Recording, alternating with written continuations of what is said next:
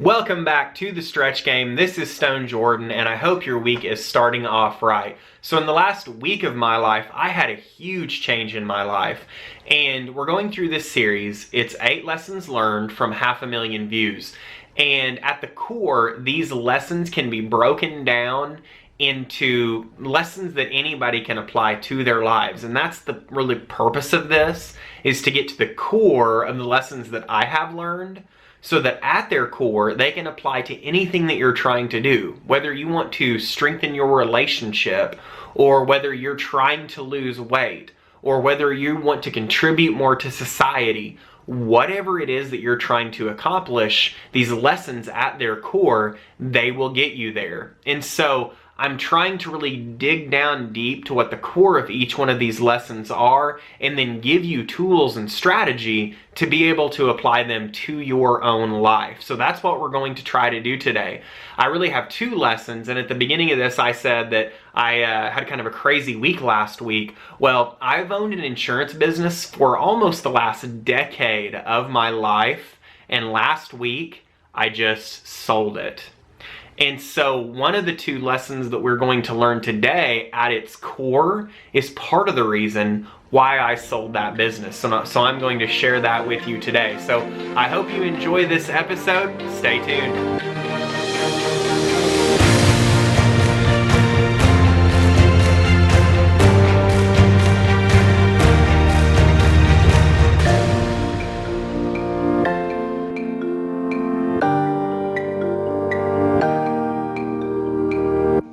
Okay, so this is 8 lessons I have learned from 500,000 views, part 3. And the first part of this really goes into shooting my videos every week. And the biggest intimidation factor in me making the decision to do this was, am I going to be able to get a professional video shot and produced and uploaded and online in a week? And that was just extremely intimidating to me to think of that possibility. Well, that actually is something that kept me, or held me back, kept me from moving forward for a good 6 months. I should have started shooting these videos 6 months earlier, but I didn't because of that intimidation factor. And if you think of our lives, there are all kinds of things in our lives that we think about doing, but the first thing that creeps up is intimidation, okay? Being intimidated by some aspect of whatever it is that we need to do. For me shooting the videos, it was, man, I don't know if I'm going to be able to research and come up with that kind of content every week. I don't know if I am going to be able to shoot the video and do good enough in shooting it, shoot it well enough that I won't have to do it over and over and over again. I don't know if I am going to be able to come up with that kind of content that I could shoot a video every single week. I'm going to have to come up with a script every week. There are all of these factors that go into producing these videos every week. And so what I decided to do so that I could make it manageable was I broke it down until the intimidation factor was small enough, not that it was gone, but it was small enough that I felt confident that I could take care of that action. So in other words, in shooting these videos, I spend roughly, let's say, 30 to 45 minutes a day in the preparation of these videos for each week. So one day I'm doing research. Another day I'm doing layout and setup, where the video is going to be. Another day I'm preparing an outline. Another day I am kind of going over that outline and kind of preparing or rehearsing a little bit what I'm going to talk to you about, and so on and so forth. And it kind of goes to the idea that if you want to eat an elephant, you don't try to eat the whole elephant in one bite. And I don't remember who first came up with this idea, but you eat it piece by piece by piece until the entire thing is eaten. So if you look at your own life, I'm sure there have been things in your past that you've thought about doing, but they intimidated you. And you may have not even taken it to the next step to say, why did this thing intimidate me? Once you do that, once you really face, the ugliness of it, whatever it is, you can decide, okay, this is intimidating. How do I mitigate that intimidation, okay? And that was really the lesson that I learned, was that I needed to mitigate intimidation until I would perform the action, okay? That was really lesson number one. And I've also got some resources in the blueprint that you can take a look at if you really want to take a deeper dive. And please do take a deeper dive if you're thinking of something now that you're just too intimidated to start, but you really know would move you forward and move the needle. Okay, the second lesson I want to talk about today is that I needed to go where the flow is. Now, there's a book written by Mahali, and I can't pronounce his last name. I've talked about it before, but it's a book called Flow. And the idea with this book of flow is that you have two things that are factors in whether we are uber productive, right? 10 times as productive as we would normally be.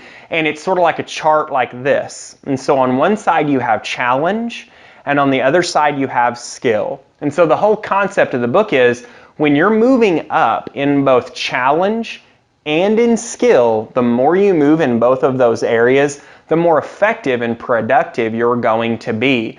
And as a Christian, I believe that we're all given spiritual gifts. The Bible talks about that. And so when you work within these God-given areas of blessing, and you're being highly challenged in those areas, and you're highly skilled because you have mastered an area or you're honing an area, that's when you become super productive. And so I said at the beginning of this that I sold my insurance business that I've had for almost 10 years. And while I received some fulfillment from that business, and while I enjoyed taking care of my clients, and I've talked with some of my clients about this, the truth is it really didn't get to the core of what fundamentally drives me. And if you believe in human needs psychology, a person who is really good in insurance, a person who is a really good insurance agent, generally they have a very high need to feel secure or to have security. Now, that translates whenever somebody's writing a policy or trying to protect somebody's business, that if they want to feel secure, they want to do anything they can to make the other person feel secure. And that person is very naturally driven, right? It's very organic for them to want to take care of the other person. Well, I'm not really that way. I mean, I am not that risk averse, okay? I like a little bit of adventure, a little bit of excitement, and on the 6 human needs concept, that does not rank at the top for me, is to be secure. And so I found myself really not swimming downstream in a lot of ways with the insurance business. And so I had to make a decision. Am I going to try to continue to swim upstream, or am I going to sell this business and really try to focus on being in flow? And now this is not a decision I made overnight. This is something I have been thinking about for a long, long time, and finally it's come to fruition, and now I can focus more on things like this where I am in flow and I am moving downstream. And now you might say, well, that's nice for you, but today I don't have the option to do that, right? Well, you can work over time if you are focusing to get yourself within flow and work within the areas you've been blessed. Over time, you can get yourself there. You just have to start with that first step. But that's really the second lesson I wanted to talk about, is that I had to go where the flow is in my life, and it's made things much, much simpler. If you want to take a deeper dive on that, I've made a link to Mahali's book. It's also in the blueprint. And then I've also put a link to a TED Talk, which is an excellent TED Talk that kind of summarizes flow. It's more comprehensive than what's talked about here, and it's less comprehensive than the book. So it's kind of the next step if you want to look at that. So those are really the 2 lessons. The first thing is I had to mitigate the intimidation in anything that I wanted to accomplish or in these videos. And then the second thing is I had to go where the flow is so that I'm really living with much more purpose, and I am much, much more effective and much more productive. So I hope you find those 2 helpful. I hope you have a great week this week, my friend. Have a great week. Do 2 things with it. Be both purposeful and productive. Thank you so much. We'll talk to you next time.